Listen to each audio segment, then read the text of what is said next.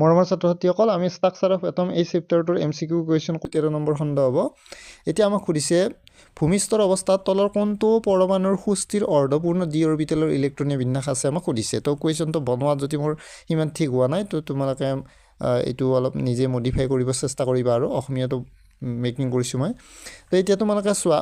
আমাক ইয়াতে 4টা মৌল দি আছে সেই 4টা মৌলৰ ভিতৰত কোনটোত অৰ্ধপূৰ্ণ ডি অৰবিটেল আছে এইটো আমি উলিয়াব লাগে এতিয়া ক্ৰোমিয়ামৰ ইলেক্ট্ৰনীয় বিন্যাস লিখি চোৱা তোমালোকে কি পাবা ক্ৰোমিয়ামৰ আৰ্গন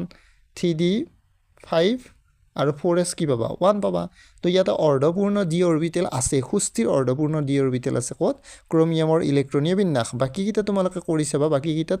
অৰ্ধপূৰ্ণ সুস্থিৰ অৰ্ধপূৰ্ণ ডি অৰবিটেল তোমালোকে নাপাবা তো সেইকাৰণে আমাৰ অপচন কোনটো হ'ব ক্ৰোমিয়াম হ'ব ঠিক আছে তাৰপিছত নেক্সটটো চোৱা তোমালোকে which element has the electronic configuration this 1s2 2s2 2p6 3s2 3p6 4s2 3d10 4p6 এইটো হ'ব তোমাৰ কি জানা ক্ৰিপ্টন তোমাৰ ৰাখিবা ক্ৰিপ্টনৰ ইলেক্ট্ৰনীয় বিন্যাস এইটো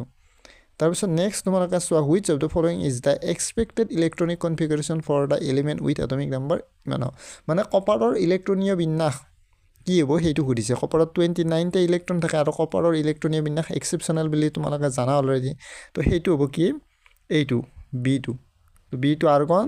3d10 4s 1 এইটো হ'ব কপাৰৰ ইলেক্ট্ৰনীয় বিন্যাস 18 দহাই কিমান হ'ব 28 একে কিমান হ'ব 9 29 হৈ যাব ঠিক আছে তো এইটো হ'ব which element has the electronic configuration neon ts2 3p6 এইটো হ'ব তোমাৰ কি জানে আৰ্গন কাৰণ ইয়াতে সবেলা নিয়নত 10টা আছে তো টোটাল সৰি 6 2 কিমান 8টা আছে আৰু নিয়নত কিমান আছে 10টা আছে কিমান 18টা হৈ গ'ল তো এইটো হ'ব কিমান আৰ্গন হ'ব ঠিক আছে